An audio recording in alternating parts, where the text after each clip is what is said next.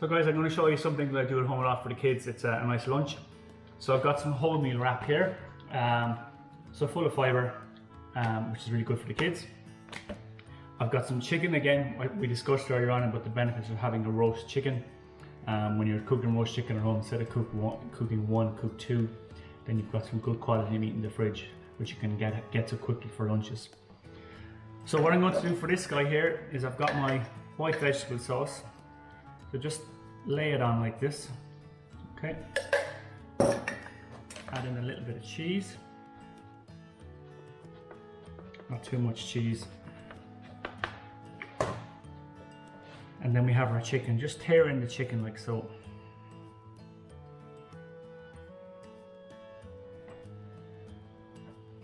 The good thing as well about the two sauces, they're very low in fat.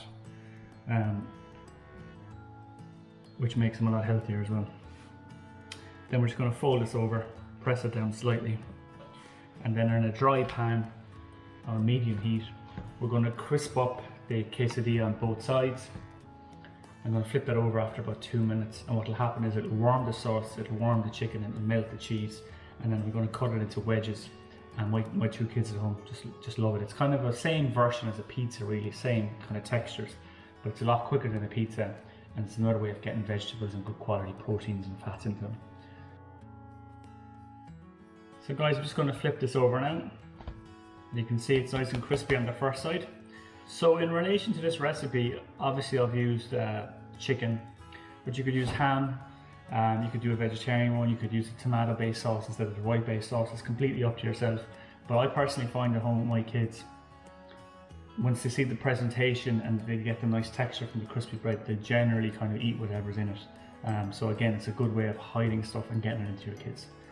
So once this has crisped up, I'll just portion it up and I'll just show you the presentation on it, which they seem to like. Cheers. Okay, so this is done, guys.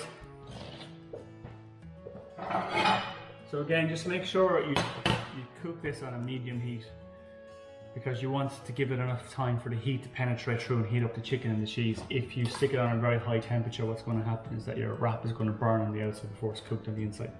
So then I just very simply just cut it into little triangles like that and just stack it up.